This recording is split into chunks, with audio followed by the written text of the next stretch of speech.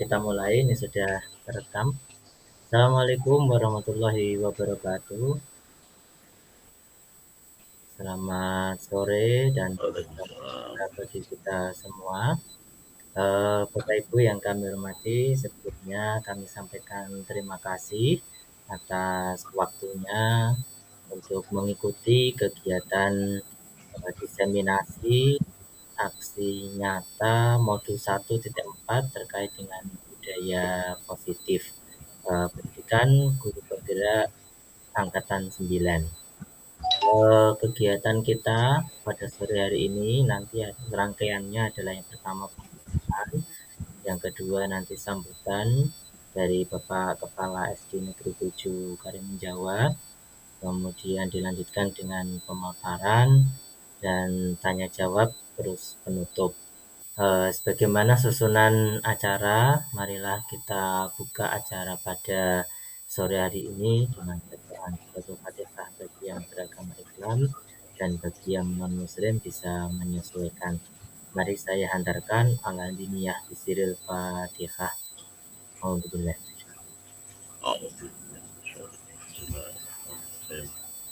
Ya,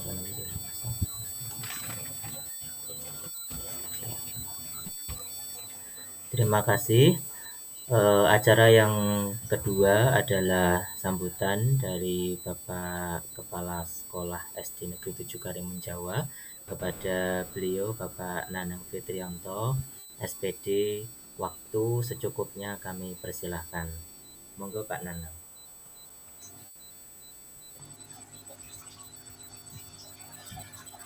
Bismillahirrahmanirrahim. Assalamualaikum warahmatullahi wabarakatuh.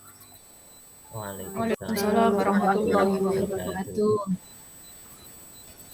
Alhamdulillah, pertama-tama marilah kita panjatkan syukur kepada Allah Subhanahu wa taala karena rahmat, hidayah serta inayahnya sehingga kita bisa hadir untuk mengikuti acara diseminasi yang diadakan oleh dari TGB Pak Rian, ya, itu tentang budaya positif pada sore hari, mungkin nanti berjalan dengan lancar. Dan yang kedua, sholawat wassalam semoga tercurahkan kepada junjungan kita Nabi besar Muhammad SAW yang kita tunggu syafaatnya di akhir zaman.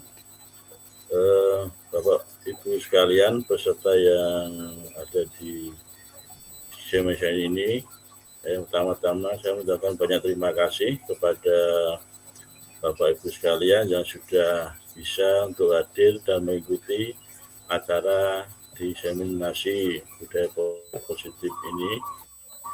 Dan mudah-mudahan nanti bisa mengikuti sampai selesai acara pada sore hari ini. Dan yang kedua, selanjutnya pada Pak Rian, ya, selaku TGP, tetap semangat ikuti kegiatan TGP sampai selesai, sampai nanti di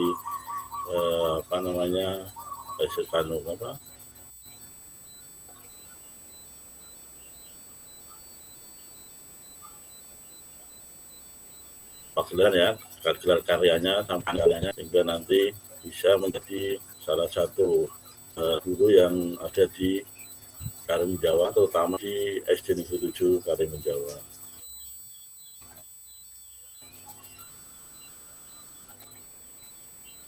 Dari para peserta yang belum bisa ikut TGP, silakan untuk bisa ikut ya, di atas yang bersini. Ya. Masih ada kesempatan, silakan monggo untuk bisa mengikuti TGP. Dan mudah-mudahan ilmu dan materi yang didapat nanti berguna bagi kita semua, Bapak Ibu guru dan para peserta didik kita yang kita hadapi di hari setiap harinya. Itu artinya saya mohon maaf. Wassalamualaikum warahmatullahi wabarakatuh. Waalaikumsalam. Waalaikumsalam warahmatullahi wabarakatuh. Oke, kepada Pak Nanang kami sampaikan terima kasih atas sambutannya. Bapak Ibu yang kami hormati, kita langsung saja untuk memasuki sesi utama pada diseminasi di sore hari ini, yaitu pemaparan terkait dengan materi di modul 1.4 tentang budaya positif. Sebelumnya izin share screen ya Bapak Ibu.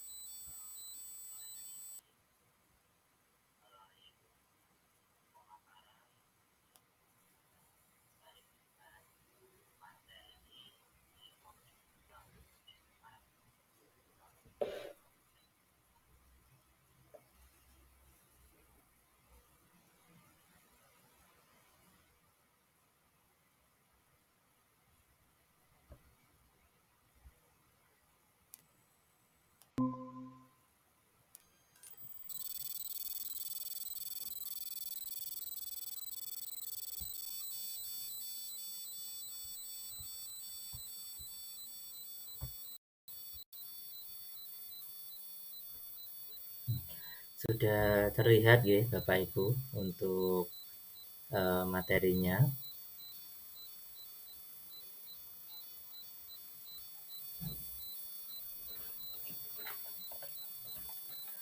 Oke, langsung kita mulai kegiatan kita.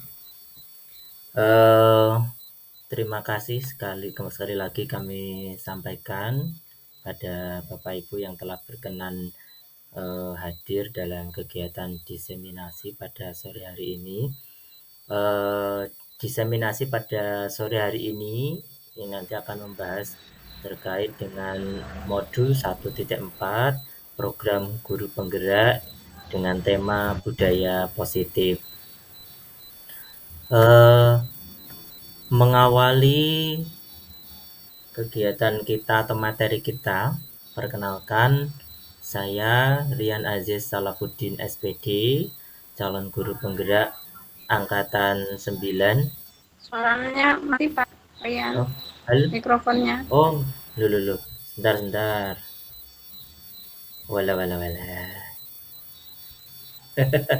Mohon maaf ya. Mohon maaf. Halo Pak Rian. Halo, mohon maaf.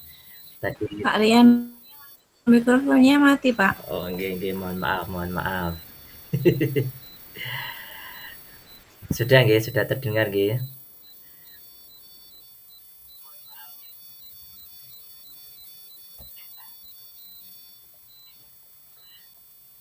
Oke, kita lanjutkan.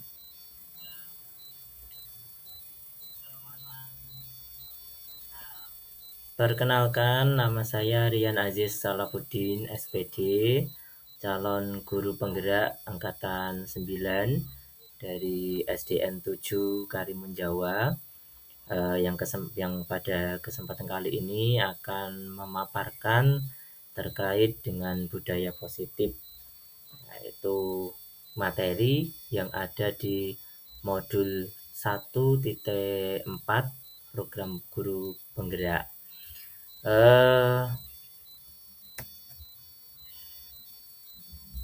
Kita awali dari sebuah kalimat singkat ini. Seorang guru yang baik. Sudah Pak. Seorang guru yang baik harus memiliki kemampuan dalam mewujudkan budaya positif di sekolah. Ini sebuah kalimat pendek ya, yang mungkin bagi sebagian kita ya hanya sebuah kalimat, tapi bila kita pahami lebih dalam, maka kalimat ini sebenarnya mengandung makna yang sangat luas. Seorang guru dikatakan baik itu bukan hanya sekedar bagaimana dia mengajar, bagaimana dia mentransfer of knowledge, tetapi bagaimana dia mampu mewujudkan sebuah budaya positif di sekolah. Apa itu budaya positif? Kemudian hal-hal apa saja yang terkandung di dalam budaya positif? Maka pada diseminasi kali ini akan kami coba untuk bahas kurang lebih sekitar 1 jam ke depan. Bapak Ibu yang kami hormati, konsep inti dari budaya positif yang kami pelajari di modul 1.4 ada setidaknya ada 6 poin. Yang pertama adalah disiplin positif, yang kedua memahami motivasi seseorang terkait hukuman dan penghargaan, kemudian ada keyakinan kelas, kebutuhan dasar manusia, posisi kontrol, dan segitiga restitusi.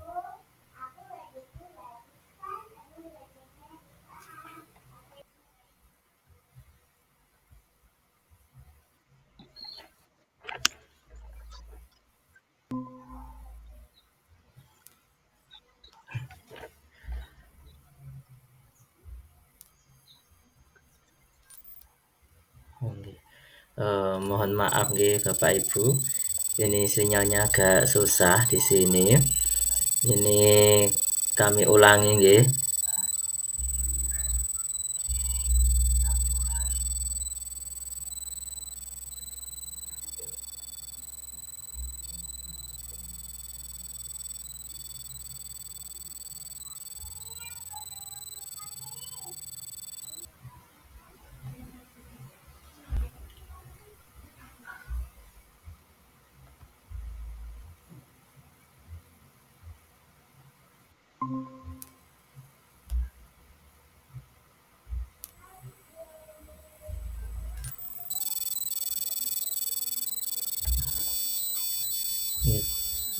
Mohon maaf sekali lagi Bapak Ibu, ini karena sinyalnya.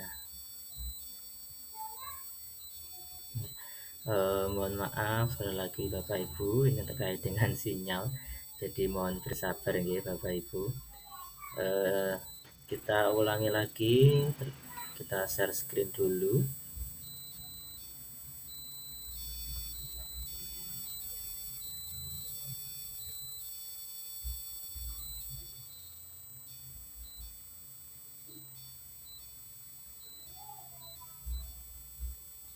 Bisa dilihat nggih.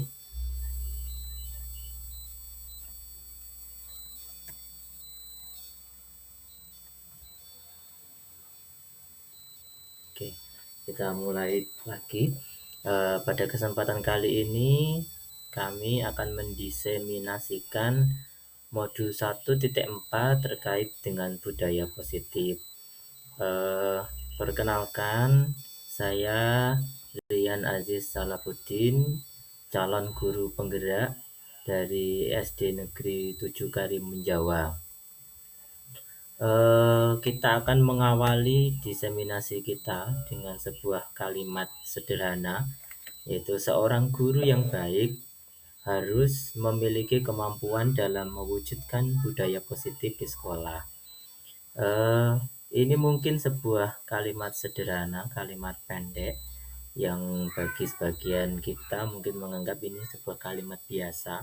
Namun bila kita memahaminya lebih dalam, kalimat ini mengandung makna yang sangat luas. Seorang guru dikatakan baik itu tidak hanya mampu mengajar, tidak hanya mampu transfer of knowledge, tidak hanya sekedar menyampaikan materi, tetapi juga diharapkan mampu untuk mewujudkan sebuah budaya positif di sekolah. Lalu apa itu budaya positif? Terus apa saja yang ada di dalamnya dan apa yang bisa guru lakukan terkait dengan proses mewujudkan budaya positif di sekolah? Nah, pada kesempatan kali ini akan kami coba sampaikan materi terkait dengan budaya positif. Konsep inti dari budaya positif yang kami tangkap dari modul 1.4 diantaranya adalah 1. Disiplin positif. Kemudian yang kedua, memahami motivasi seseorang terkait hukuman dan penghargaan. Kemudian keyakinan kelas. Yang keempat, kebutuhan dasar manusia. Yang kelima, posisi kontrol. Dan yang keenam, ada segitiga restitusi. Ini adalah konsep inti dari budaya positif. Yang pertama adalah konsep disiplin positif.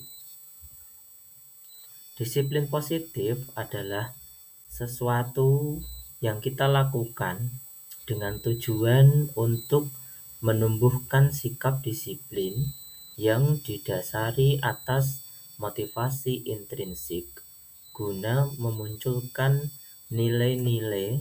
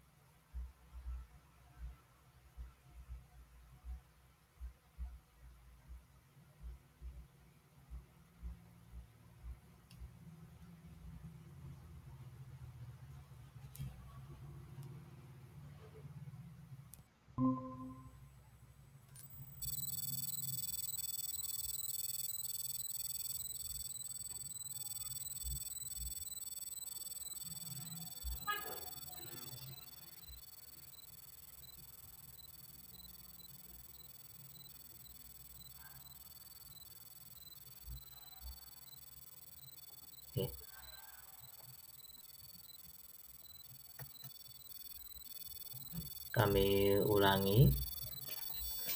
Disiplin positif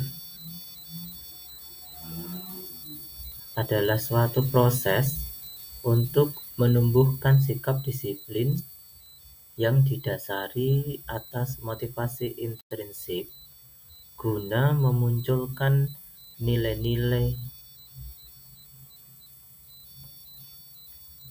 Kami ulangi, disiplin positif adalah sebuah proses untuk menumbuhkan sikap disiplin yang didasari atas motivasi intrinsik guna memunculkan nilai-nilai kebajikan dalam diri murid.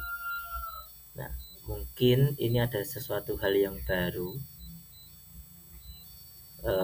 di mana sebagian dari kita mungkin selama ini memahami disiplin itu sebagai suatu reward dan punishment, atau sesuatu hal yang kita paksakan kepada siswa supaya bisa mengikuti aturan yang ada. Nah, disiplin positif ini adalah bagaimana caranya kita untuk bisa membuat siswa-siswa mengikuti keyakinan atau peraturan yang ada. Itu dia memunculkannya dari dalam dirinya, ya, tanpa kita takut-takuti dengan hukuman atau kita iming-imingi dengan pengimbalan, ya. Sehingga yang dimaksud dengan disiplin positif di sini adalah bagaimana kita memunculkan motivasi intrinsik dari siswa untuk mengikuti sebuah aturan, ya, dan memunculkan nilai-nilai kebajikan dari dalam murid sendiri.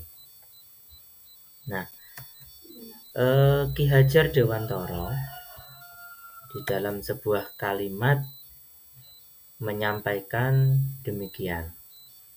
Di mana ada kemerdekaan, disitulah harus ada disiplin yang kuat.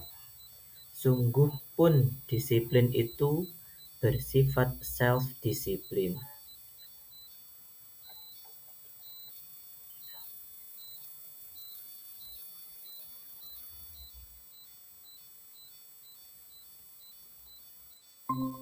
Saya ulangi, pernyataan KHD, di mana ada kemerdekaan, disitulah harus ada disiplin yang kuat. Sungguh pun disiplin itu bersifat self-disiplin, yaitu kita sendiri yang mewajibkan kita dengan sekeras-kerasnya. Tetapi itu sama saja, sebab jikalau kita tidak cakap melakukan self-disiplin, wajiblah penguasa lain mendisiplinkan diri kita. Dan peraturan demikian itulah harus ada di dalam suasana yang merdeka. Dari pernyataan KHD ini bisa kita maknai demikian, bahwa setiap siswa ketika ada kebebasan, tidak hanya siswa, setiap manusia ketika menerima sebuah kebebasan, sebuah kemerdekaan, maka harus diikuti dengan sebuah disiplin yang kuat dari dalam dirinya. Artinya, ketika seseorang diberi sebuah tanggung jawab, diberi sebuah kebebasan, maka dia harus mendisiplinkan dirinya untuk bisa menjalankan kemerdekaan itu dengan baik. Nah, namun bila orang itu tidak mampu mendisiplinkan dirinya untuk melaksanakan sebuah kemerdekaan, maka dibutuhkan orang lain, dibutuhkan peraturan, dibutuhkan dari luar, dorongan dari luar untuk mendisiplinkannya. Nah, untuk melaksanakan kegiatan disiplin itu dibutuhkan suasana yang merdeka juga. Ya, ini adalah pernyataan dari KHD, sehingga untuk mewujudkan sebuah disiplin positif, kita membutuhkan suasana yang merdeka, membutuhkan suasana yang nyaman, yang membahagiakan bagi murid-murid untuk bisa menumbuhkan motivasi intrinsiknya untuk bisa disiplin, mendisiplinkan diri sendiri yang bersumber dari motivasi intrinsiknya.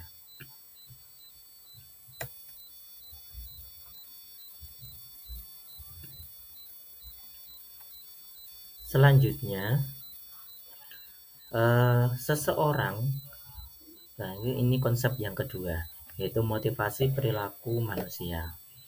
Seseorang akan melakukan sesuatu itu biasanya didasari atas 3 hal. Yang pertama adalah menghindari hukuman, yang kedua mendapatkan penghargaan, dan yang ketiga untuk menghargai dirinya sendiri. Yang pertama, motivasi seseorang untuk melakukan sesuatu yaitu menghindari hukuman.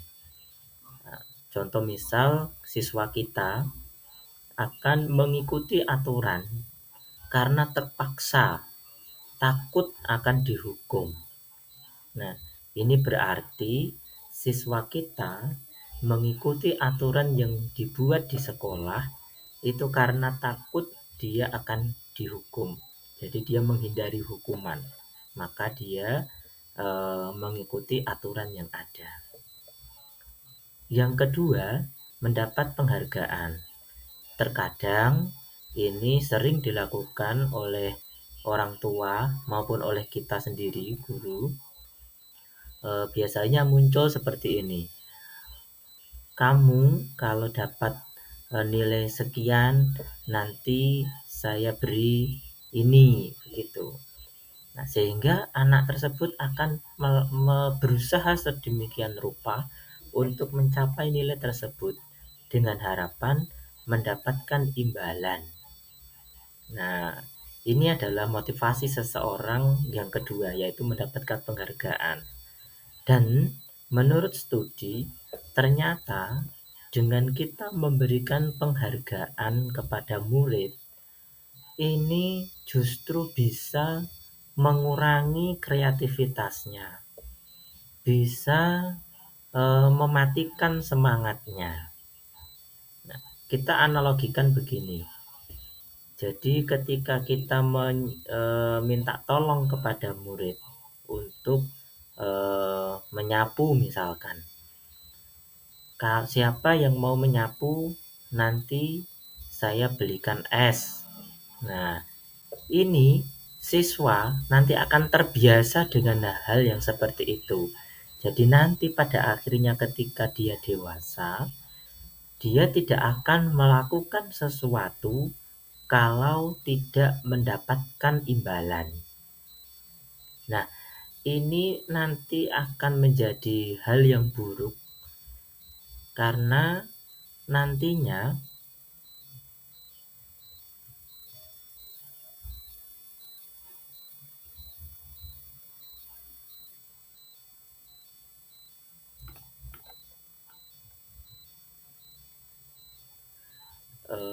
ya saya lanjutkan.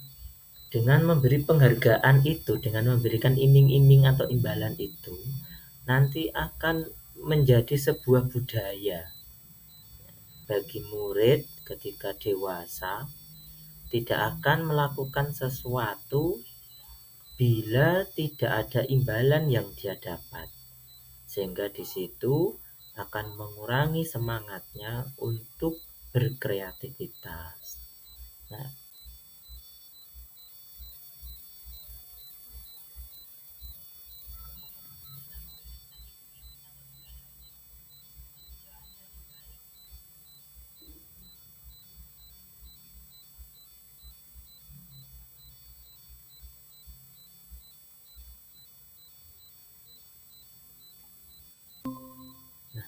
kemudian motivasi yang ketiga yaitu menghargai diri sendiri.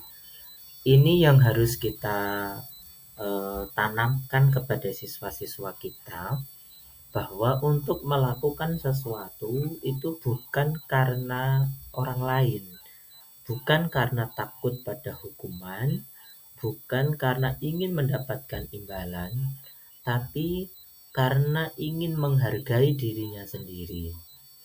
Jadi bagaimana kita sekuat tenaga menanamkan motivasi ini kepada siswa kita supaya nanti ketika dewasa dia akan lebih bertanggung jawab kepada perilaku yang akan dia lakukan. Nah, ketiga motivasi ini kalau dibagi secara umum, menghindari hukuman dan untuk mendapatkan penghargaan ini termasuk dalam motivasi eksternal, sedangkan untuk menghargai diri sendiri ini masuk masuk di kategori motivasi internal atau intrinsik. Nah, inilah yang harus kita tanamkan ke dalam siswa-siswa kita supaya mereka bisa melaksanakan disiplin positif yang pada sub pembahasan yang pertama tadi sudah kami sampaikan. Kemudian yang ketiga, konsep dari budaya positif, konsep inti dari budaya positif yaitu keyakinan kelas. Keyakinan kelas ini 11-12 dengan peraturan kelas, tetapi berbeda dalam pemaknaannya. Kalau peraturan kelas itu terkandung sanksi atau hukuman apabila murid tidak mengikutinya atau melanggarnya. Sedangkan keyakinan kelas ini ketika siswa melanggar tidak ada hukuman yang mereka terima, melainkan sebuah peringatan dari kita yang sifatnya itu mengajak secara persuasif. Nah, keyakinan kelas ini dibentuk oleh guru bersama-sama dengan murid. Nah, jadi tidak dibuat oleh guru sendiri, tetapi dibuat secara bersama-sama dengan murid. Apa yang menjadi unek-unek murid, apa yang menjadi keinginan murid terhadap diri mereka, terhadap kelas mereka, kita jadikan itu sebagai keyakinan kelas.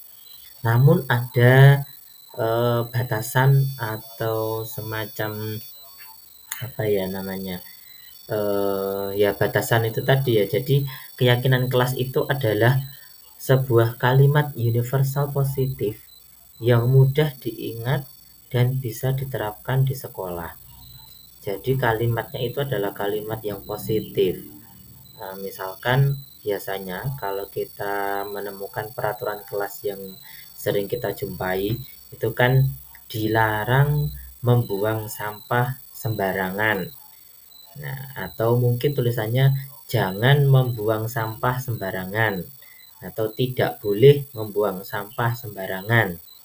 Nah, ini berarti kalimat itu adalah sebuah aturan, sebuah peraturan. Karena di situ terdapat kata-kata negatif atau yang sifatnya ya apa secara jenis katanya kata negatif yaitu jangan, dilarang. Nah, itu kan kalimat-kalimat negatifnya. Nah, ketika kalimat itu ingin dijadikan sebagai sebuah keyakinan kelas, maka harus dirubah menjadi kalimat positif. Kenapa? Karena kalau kalimat negatif itu cenderung memunculkan sebuah hukuman bila tidak dilakukan. Namun bila itu berupa kalimat positif, maka yang ada adalah mengingatkan, menguatkan. Ya, kita sebagai guru sifatnya mengingatkan dan menguatkan. Contoh dari yang kalimat negatif tadi, jangan buang sampah sembarangan. Nah, bisa kita ganti dengan kalimat buanglah sampah pada tempatnya. Nah, kan secara rasa ini juga berbeda ya. Jangan buang sampah sembarangan. Kalau buang sampah berarti dapat sanksi. Tapi kalau kalimatnya menjadi buanglah sampah pada tempatnya. Nah, ini sifatnya persuasif. Nah, jadi nanti rasa yang diterima oleh murid itu juga berbeda. Nah, keyakinan kelas ini tujuannya adalah supaya anak itu lebih enjoy dalam melaksanakan apa yang mereka sepakati gitu.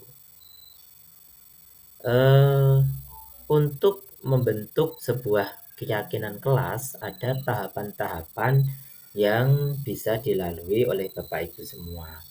Yang pertama yaitu bercurah pendapat dengan murid. Jadi kita ajak satu kelas begitu untuk bercurah pendapat terkait apa yang dia inginkan untuk memperbaiki diri. Kemudian setelah itu mencatat masukan dari murid.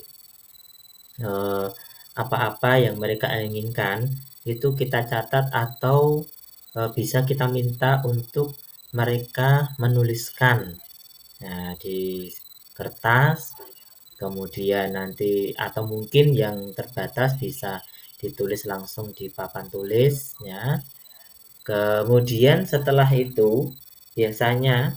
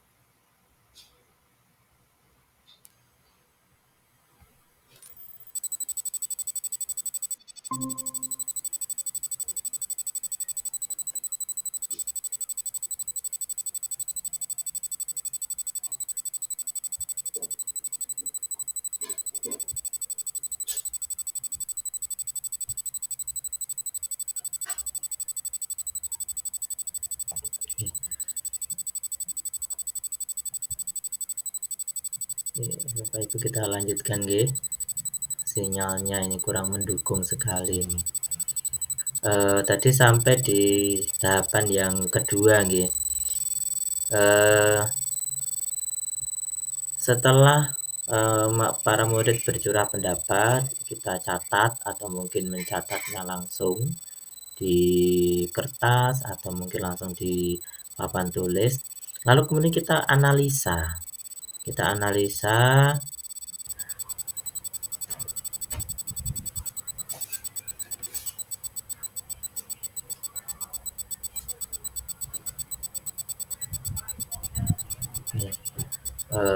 kita lanjutkan nggih Bapak Ibu.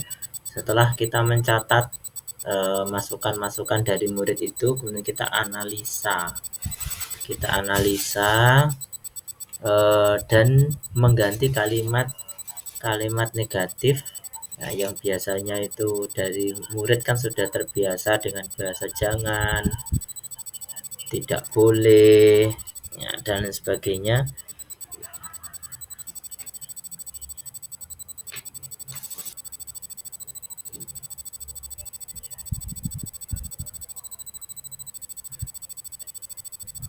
Lanjut ya Bapak Ibu.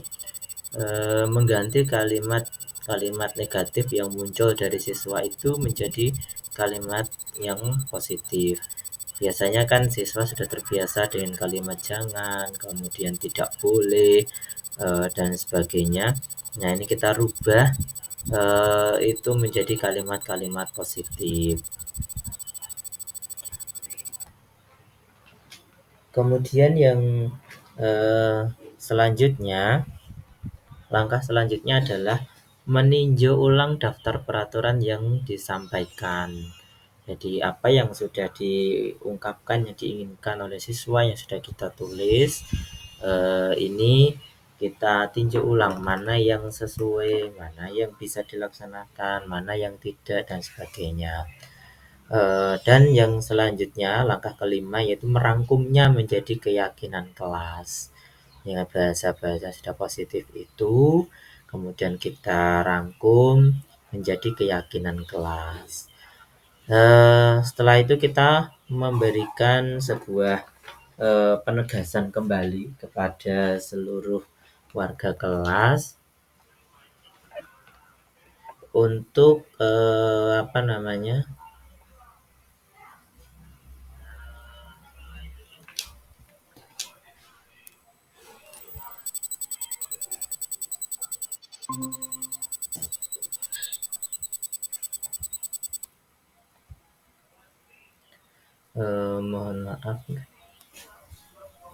mohon maaf ya Bapak Ibu, ini saya off kamera saja karena ternyata sinyalnya di sini tidak kuat. Kita lanjut. Setelah merangkum keyakinan kelas yang sudah kita laksanakan di tahapan kelima, tahapan selanjutnya adalah kita meminta pendapat dari seluruh warga kelas terkait dengan hasil rangkuman itu. Apakah mereka menyepakati atau tidak, atau mungkin masih ada yang perlu ditambahkan dan sebagainya. Langkah yang ketujuh adalah apa yang sudah disepakati itu kemudian disimpulkan menjadi sebuah keyakinan kelas yang akan diterapkan secara bersama-sama dan harus diikuti oleh seluruh warga kelas. Kemudian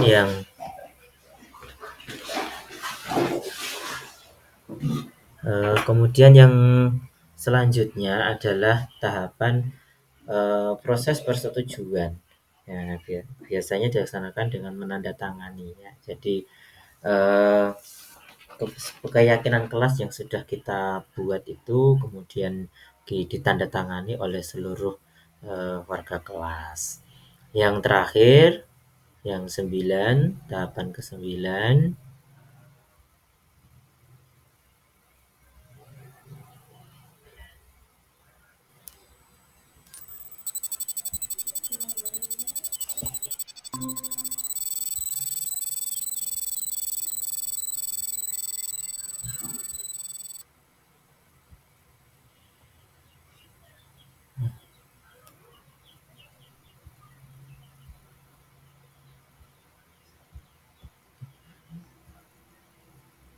Halo, kita lanjutkan. Tahapan yang terakhir yaitu dengan mensosialisasikan kepada seluruh warga kelas dengan menempelkannya di dinding kelas. Nah, ini adalah tahapan pembuatan keyakinan kelas bisa kita terapkan di kelas kita masing-masing. Nah, ini adalah contoh dari keyakinan kelas. Nah, yang pertama ada membuang sampah pada tempatnya dan sebagainya. Ini adalah contoh dari sebuah keyakinan kelas.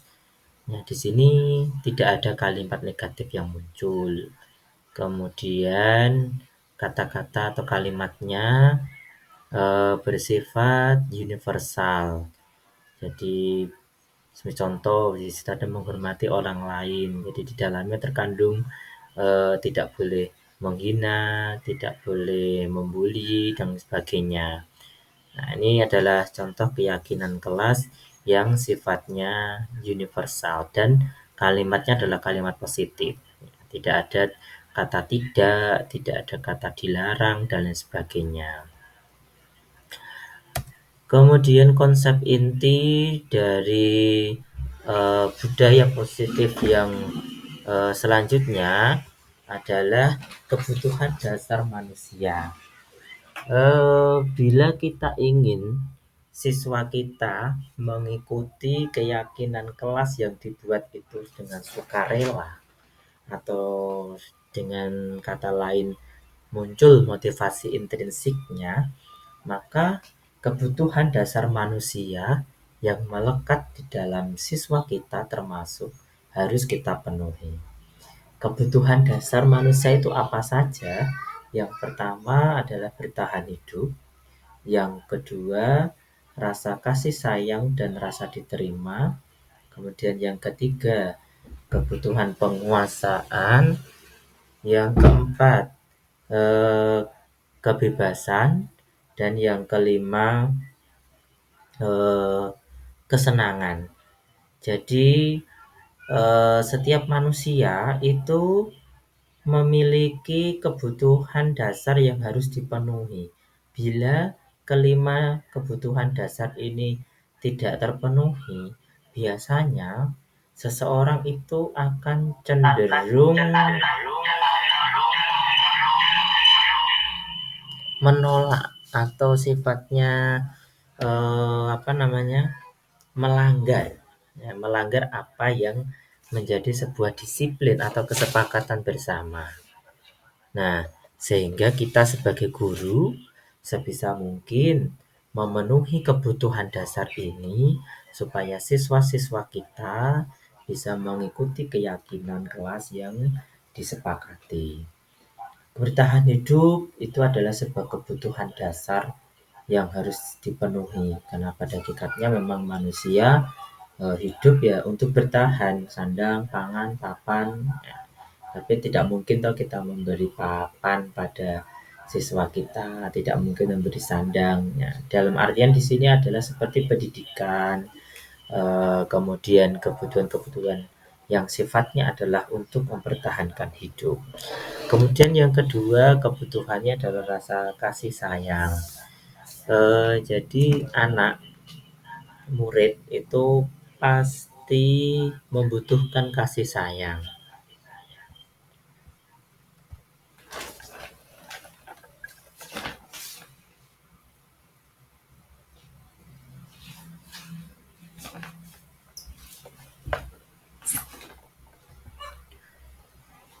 Mohon maaf, kita lanjutkan. Kasih sayang guys. Jadi setiap siswa itu membutuhkan kasih sayang. Sehingga kita perlu untuk memberikan rasa nyaman kepada siswa-siswa kita supaya nanti di dalam benak mereka akan muncul rasa diterima di dalam kelas. Rasa takut, rasa cemas, rasa curiga itu akan menghilang dengan sendirinya bila kita mampu memberikan rasa kasih sayang kepada mereka di dalam kelas kita masing-masing. Kemudian yang ketiga penguasaan. Siswa itu juga butuh untuk menguasai. Nah, apa yang dikuasai? Setidaknya mereka menguasai benda mereka.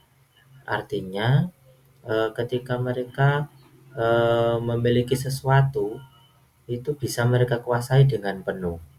Nah, jadi kadang siswa itu kan apa namanya, saling pinjam, kemudian tidak dikembalikan dan sebagainya.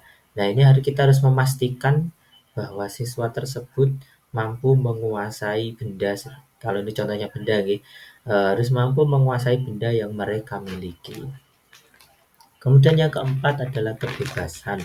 Bagaimana kita memberi kebebasan kepada murid-murid kita supaya bisa menjalankan apa namanya, keinginannya, menjamin kebebasannya begitu, tentunya dalam koridor-koridor sesuai dengan keyakinan kelas yang telah disepakati. Kemudian yang kelima adalah kesenangan, ini terkait dengan kebahagiaan tadi, dan juga bagaimana siswa itu bisa semangat, bisa senang untuk hadir di sekolah. Nah, ini adalah kebutuhan dasar eh, manusia yang tadi sudah saya katakan, bila tidak dipenuhi maka cenderung akan membuat siswa itu melanggar peraturan atau keyakinan kelas yang telah disepakati. Konsep inti budaya positif yang selanjutnya adalah posisi kontrol seorang guru. Jadi guru yang selama ini kita pahami bersama ketika menghadapi murid itu memiliki 5 posisi kontrol. Yang pertama adalah sebagai penghukum. Ini sering ya kita lakukan, bahwasanya ketika kita melihat siswa kita melakukan pelanggaran terhadap keyakinan kelas atau peraturan, kita langsung saja memberikan hukuman kepada siswa tanpa mendengar alasannya. Misalkan kita langsung, kamu tidak mengerjakan piket kelas, silakan mengosek WC, biasanya kan begitu ya. Nah, ini tipe-tipe posisi kontrol seorang guru sebagai penghukum. Kemudian yang kedua adalah pemantau. Pemantau di sini biasanya sifatnya dia itu apa namanya, itu gurunya itu biasanya sudah bersuara lembut, eh, tetapi dia itu ini mengawasi, memantau itu mengawasi, bertanggung jawab mengawasi perilaku seseorang. Nah, biasanya itu langsung memberikan sanksi atau konsekuensi bila seseorang atau siswa kita melakukan pelanggaran. Nah, jadi kalau penghukum itu memberikan sanksi langsung to the point, kalau pemantau biasanya diawas-awasi dulu. Oh iya sih, seperti ini langsung, kemudian memberikan konsekuensi. Kemudian yang ketiga adalah tipe si pembuat merasa bersalah. Nah, ini biasanya guru yang memiliki tipe membuat merasa bersalah itu biasanya bicaranya begini, Bapak sangat kecewa sekali dengan kamu. Nah, berapa kali saya memberitahu kamu, nah, gimana coba kalau kamu atau orang tuamu tahu. Nah, seperti itu biasanya, biasanya itu lembut suaranya, tetapi membuat orang merasa bersalah. Nah, ini tipe guru yang posisi kontrolnya sebagai pembuat merasa bersalah. Kemudian yang keempat, posisi kontrol guru sebagai teman. Pada posisi ini, guru tidak akan menyakiti muridnya, namun akan tetap berupaya mengontrol murid melalui atau yang bersifat persuasif. Nah, misalkan begini, ayolah bantu Bapak, nah jangan melakukan hal itu ya, nah seperti itu. Kemudian misalkan lagi ayo ingat tidak bantuan yang Bapak berikan selama ini. Ini kalimat-kalimat yang sifatnya persuasif ya, mengajak untuk tidak melakukan pelanggaran. Misalkan lagi, ya sudah kali ini tidak apa-apa, nanti saya yang bereskan, saya bantu bereskan. Nah, ini sebagai teman, posisi sebagai teman. Kemudian yang kelima adalah sebagai manajer. Manajer ini di mana guru memposisikan dirinya sebagai semacam kolaborator begitu. Nah, jadi dia memposisikan diri itu sederajat dengan murid. Mempersilahkan murid untuk mempertanggungjawabkan perilakunya, kemudian mendukung murid agar dapat menemukan solusi atas permasalahannya sendiri. Jadi sifatnya mengantarkan murid untuk mendapatkan solusi dari apa yang dia lakukan. Nah ini, posisi manajer adalah posisi di mana guru berbuat sesuatu bersama dengan murid, mempersilahkan murid mempertanggungjawabkan perilakunya, mendukung murid agar dapat menemukan solusi atas permasalahannya sendiri. Jadi selama ini yang kita lakukan kan kita menjudge murid itu salah begitu ya. Nah ini sebagai manajer, ini sifatnya adalah bukan menyalahkan murid, tetapi mencari solusi bersama-sama.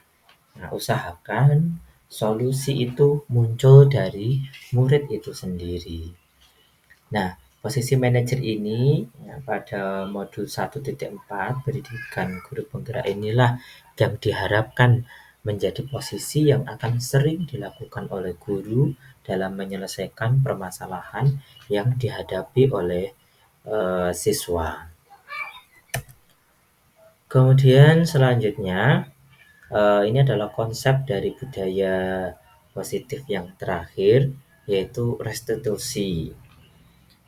Restitusi adalah sebuah proses untuk menciptakan kondisi bagi murid untuk memperbaiki kesalahan mereka, sehingga mereka bisa kembali pada kelompok mereka dengan karakter yang lebih kuat.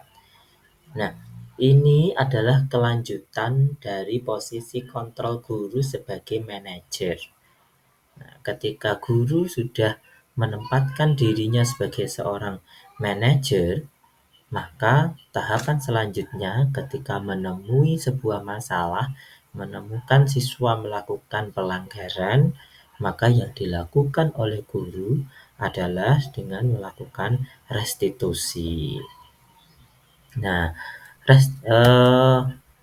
restitusi itu dilakukan melalui 3 tahap.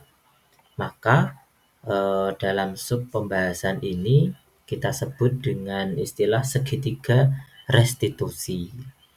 Segitiga restitusi itu terdiri dari 3 tahapan. Yang pertama adalah menstabilkan identitas, kemudian yang kedua validasi tindakan yang salah, dan yang ketiga adalah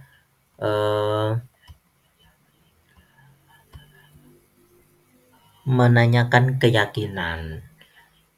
Nah, jadi ada 3 tahap yang dilakukan oleh seorang manajer ya, ketika guru berposisi berkontrol sebagai manajer ya, ketika menghadapi siswa yang bermasalah itu. Yang pertama menstabilkan identitas. Nah ini biasanya dilakukan dengan kalimat-kalimat seperti ini. Setiap orang pasti pernah melakukan kesalahan. Ada yang contoh lain misalkan kamu bukan satu-satunya yang pernah melakukan kesalahan. Nah, sifatnya adalah supaya anak itu tidak merasa paling bersalah, tidak merasa paling terpojokkan begitu. Jadi ketika orang salah itu kan takut. Ini mengurangi rasa takutnya. Jadi menempatkan dia itu tidak sebagai satu-satunya orang yang paling bersalah. Kemudian tahapan validasi tindakan yang salah, ini kita sifatnya adalah mencari tahu alasan mengapa siswa melakukan hal tersebut. Ya, biasanya kalimatnya seperti ini. Kamu tentu punya alasan ya mengapa melakukan itu. Kemudian adakah cara yang lebih efektif untuk mendapatkan apa yang kamu butuhkan dan sebagainya. Jadi sifatnya mencari alasan kenapa siswa melakukan pelanggaran terhadap keyakinan kelas. Kemudian tahapan yang terakhir adalah mengembalikan atau mempertanyakan keyakinan kelas yang telah disepakati. Nah, biasanya bahasanya keyakinan kelas apa yang telah kita sepakati, kemudian kamu ingin menjadi orang seperti apa, atau bisa jadi ditambahkan dengan kira-kira apa yang akan kamu lakukan untuk memperbaiki kesalahan kamu. Nah, kurang lebih tahapan menanyakan keyakinan itu kurang lebih seperti itu. Nah, tahapan ini sifatnya berkelanjutan. Nah, sebagai contoh, Bapak Ibu bisa perhatikan video singkat berikut ini.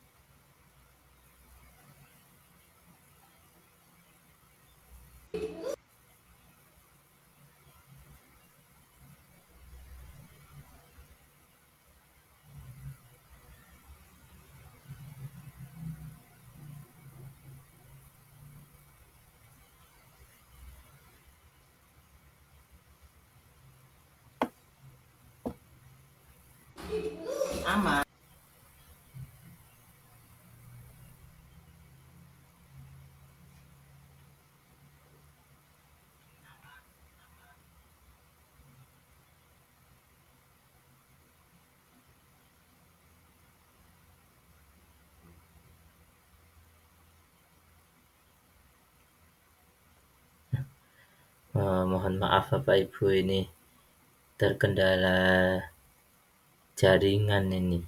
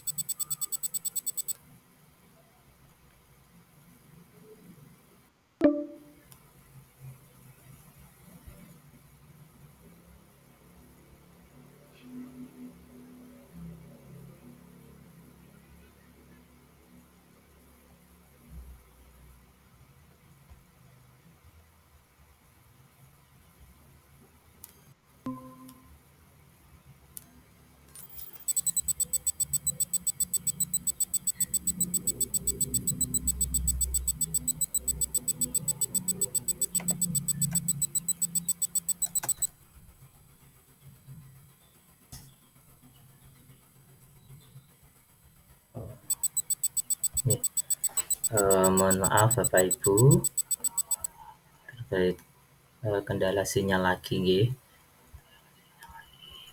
Ini saya tampilkan contoh dari penerapan segitiga restitusi.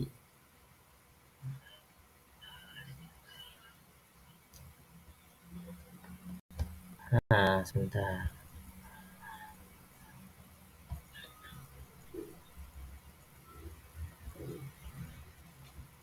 Ini video singkat terkait dengan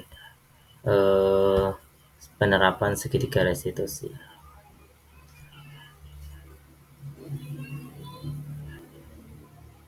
Saya ulangi dulu.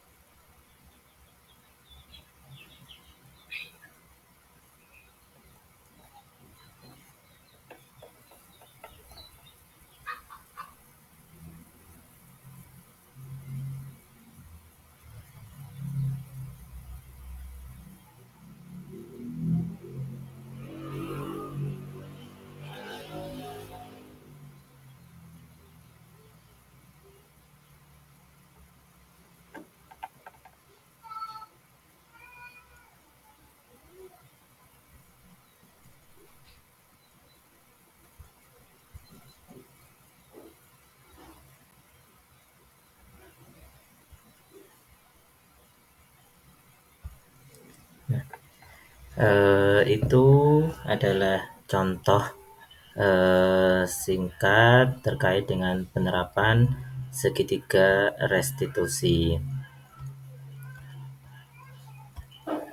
Sepertinya materi saya sudah selesai. Mungkin Bapak Ibu ada yang ingin ditanyakan terkait dengan budaya positif yang saya sampaikan. Ada sekali sebelumnya kami ulas sedikit ya. Ada 6 konsep inti budaya positif. Yang pertama adalah disiplin positif, kemudian memahami motivasi seseorang, kemudian keyakinan kelas, kebutuhan dasar manusia, posisi kontrol seorang guru, dan segitiga restitusi. Monggo Bapak Ibu bila ada yang ingin ditanyakan kami persilakan.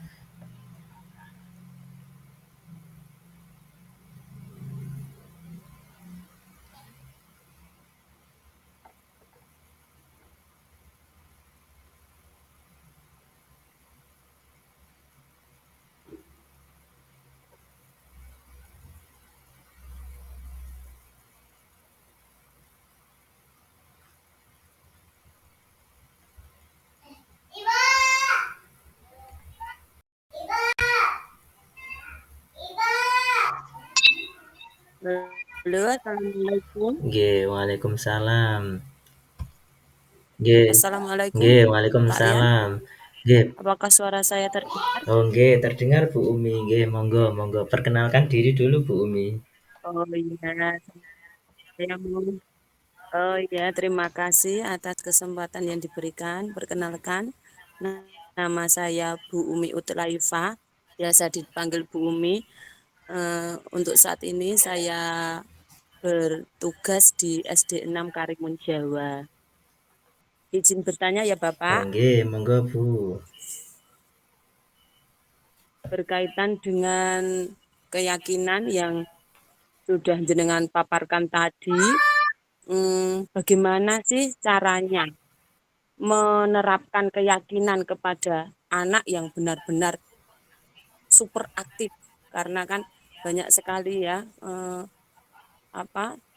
keanekaragaman anak-anak kita, terutama berlatar belakang di kepulauan, tentunya Bapak ya mengalami sendiri. Iya, betul. Itu kira-kira apa sih Pak kiat-kiat yang perlu dilakukan sebagai seorang pendidik, terutama saya sendiri, biar saya nanti belajar karena saya sendiri merasa kadang-kadang itu kesulitan. Jadi ya timbul seperti tadi, misalkan ada anak yang melanggar tentang keyakinan ya kadang ya namanya seorang guru mungkin karena keterbatasan pengetahuan saya jadi ya agak kadang ya memang sedikit terpancing emosi begitu. Terima kasih Bapak. Nggih.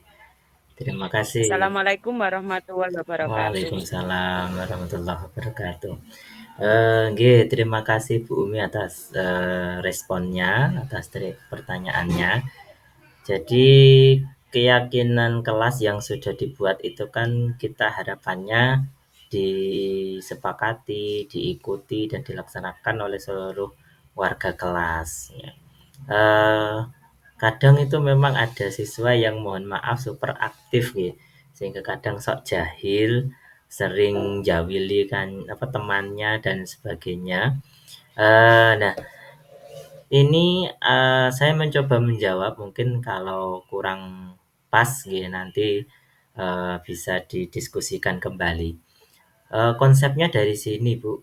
Jadi kebutuhan dasar manusia yang jumlahnya 5 ini kita usahakan untuk penuhi. Nah, siswa kita itu punya kebutuhan dasar ini. Setidaknya ada 5. Ini bertahan hidup, kemudian ingin diberi kasih sayang, ingin bisa diterima di dalam kelas, kemudian bisa menguasai, memiliki kebebasan dan memiliki kesenangan. Nah, cara yang pertama ya ini, kita mencoba untuk memenuhi kebutuhan dasar dari siswa kita. Jadi ketika tadi sudah saya katakan siswa atau manusia siapapun itu bila 5 kebutuhan dasarnya ini sudah terpenuhi, insya Allah dia akan mengikuti peraturan yang ada. Namun bila kebutuhan dasar ini tidak terpenuhi, satu saja itu cenderung akan melakukan pemberontakan atau melanggar aturan. Nah, jadi konsepnya adalah atau caranya adalah yang pertama ya kita mencoba untuk memenuhi kebutuhan dasar mereka ini. Kemudian yang kedua, ketika mereka melakukan sebuah pelanggaran, maka kita mencoba menahan diri. Memang sangat sulit Bapak Ibu untuk menahan diri untuk tidak menghukum itu. Tapi ini adalah sebuah budaya baru yang harus kita coba terapkan. Kita sebisa mungkin untuk menjadi guru yang dalam tanda kutip ekstra sabar begitu ya menghadapi siswa-siswa seperti itu. Kemudian kita kembalikan kepada mereka keyakinan kelas yang sudah disepakati. Maka sebenarnya awalnya untuk memunculkan disiplin positif itu kan kita membuat keyakinan kelas. Kemudian setelah keyakinan kelas itu terbuat, kita kita penuhi kebutuhan dasarnya. Kemudian setelah itu kita munculkan motivasi intrinsik dari siswa tersebut untuk mengikuti keyakinan kelas yang ada. Kemudian kita selalu mengingatkan keyakinan kelas yang sudah disepakati itu. Dan yang terakhir adalah ketika sudah telah terjadi pelanggaran, kita posisikan diri kita sebagai manajer, yaitu dengan tadi segitiga restitusi. Nah, jadi sifatnya kita tidak memberi hukuman, tetapi sifatnya kita mengingatkan. Dalam sebuah ibarat atau peribahasa itu kan ketika batu ditetesi air secara konsisten maka dia akan hancur atau lapuk atau sifatnya ya berubah begitu atau hancur lah atau lapuk begitu. Maka hati seseorang bila kita terus sentuh, kita terus ingatkan, dengan keyakinan yang penuh, insya Allah dia akan bisa lembut, dia akan bisa mengikuti keyakinan kelas yang telah disepakati. Begitu nggih Bu Umi. Nggih, terima kasih Pak Bayu atas responnya. Jawabannya. Ya Pak, terima kasih atas jawabannya. Nggih, Semoga kedepannya lebih baik. nggih, amin amin. Nggih, Bapak Ibu yang kami hormati, ini seharusnya tadi waktunya itu 1 jam. Oh, nggih, Bu Fitri, monggo. Ada yang ingin komunikasikan, monggo. Oh ya, terima kasih Pak. Mungkin ya, karena yang dari darat tentunya saya ya.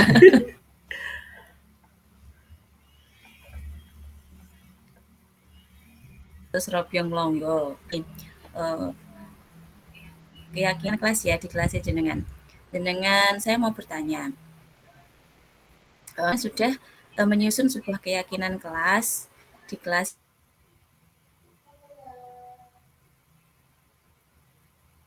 lain guru ada aja. Halo, putus-putus ya Bu, suaranya bisa Mungkin diulang sedikit. putus-putus. Iya, begini. Bagaimana sih cara mengkonfirmasi atau memberitahu guru selain guru kelasnya tentang keyakinan kelas agar keyakinan kelas dilaksanakan dan diterapkan pada pelajaran, tidak hanya dengan guru kelasnya, mungkin dengan guru PAI-nya, guru penjasnya, mungkin guru bahasa Inggrisnya, itu kan pasti ada. Bagaimana sih caranya biar semua guru juga melaksanakan keyakinan kelas yang sudah jenengan susun bersama siswanya? Itu aja sih Pak. Oh nggih, terima kasih Bu Fitri. Oke, matur Nggih. suwun. Saya mencoba menjawab nggih.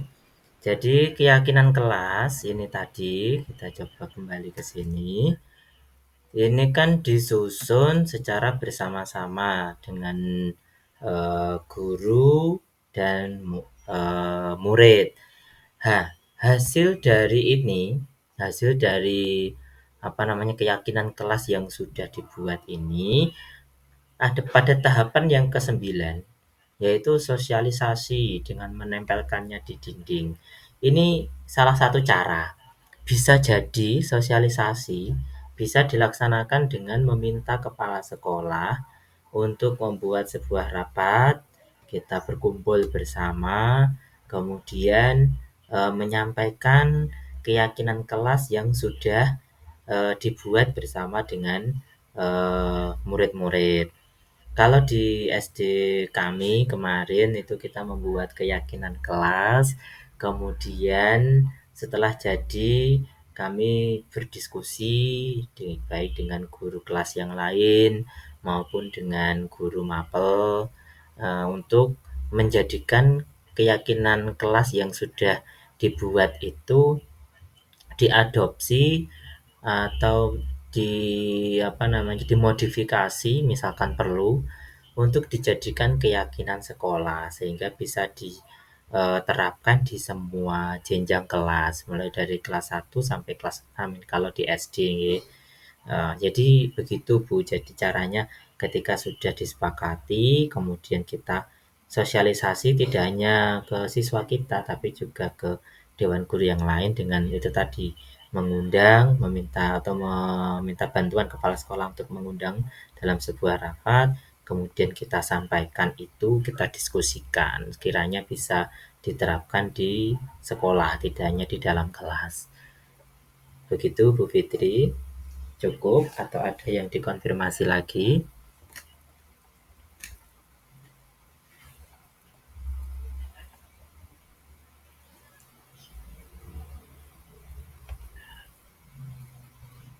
Nih.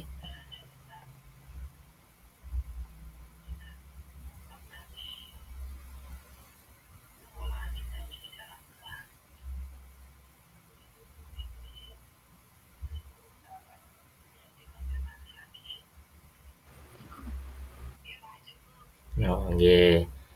Nggih, terima kasih Bu Fitri. Oke, Pak, cukup. Terima Nggih. Oh,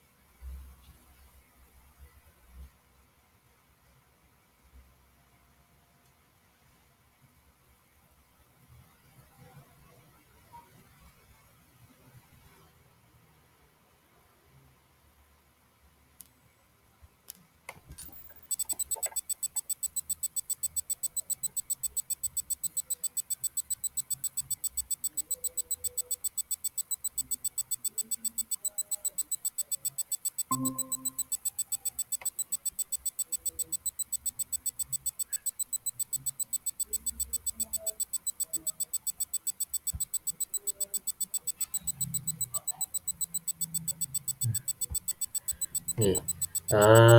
Bapak Ibu yang kami hormati, mohon maaf ini sinyalnya memang tidak begitu mendukung, tetapi ini saya ucapkan terima kasih pada Bapak Ibu yang telah berkenan mengikuti kegiatan diseminasi pada sore hari ini. Waktu yang sedianya 1 jam dengan terpaksa harus molor sampai 1,5 jam lebih ini nggih. Sekali lagi saya sampaikan permohonan maaf karena tidak sesuai dengan waktu yang sudah direncanakan di awal karena memang terkendala sinyal. Bapak Ibu yang kami hormati, sekali lagi kami sampaikan terima kasih atas kehadiran dan kontribusinya terhadap aksi nyata kami di modul 1.4 terkait dengan budaya positif. Semoga ini menjadi hal yang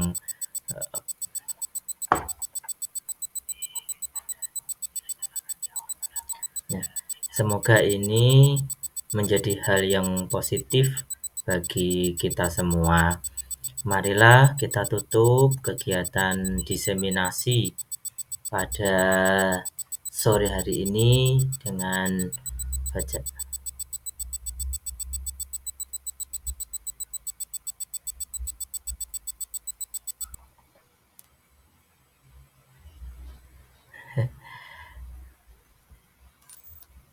Nggih. Sebelumnya mohon maaf, kami ulangi lagi untuk closing statement pada sore hari ini. Sekali lagi kami sampaikan terima kasih kehadiran Bapak Ibu untuk mengikuti kegiatan diseminasi modul 1.4 program guru penggerak pada tema budaya positif ini. Semoga apa yang kami sampaikan bisa bermanfaat dan mohon maaf apabila terdapat banyak kekurangan. Marilah kita tutup dengan bacaan suratul Fatihah bagi yang beragama Islam dan yang beragama non-Muslim bisa menyesuaikan. Al-Fatihah.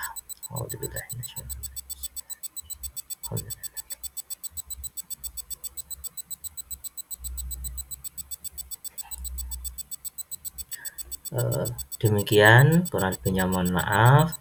Wallahul muwaffiq ila aqwamit thoriq. Wassalamualaikum warahmatullahi wabarakatuh. Waalaikumsalam warahmatullahi wabarakatuh.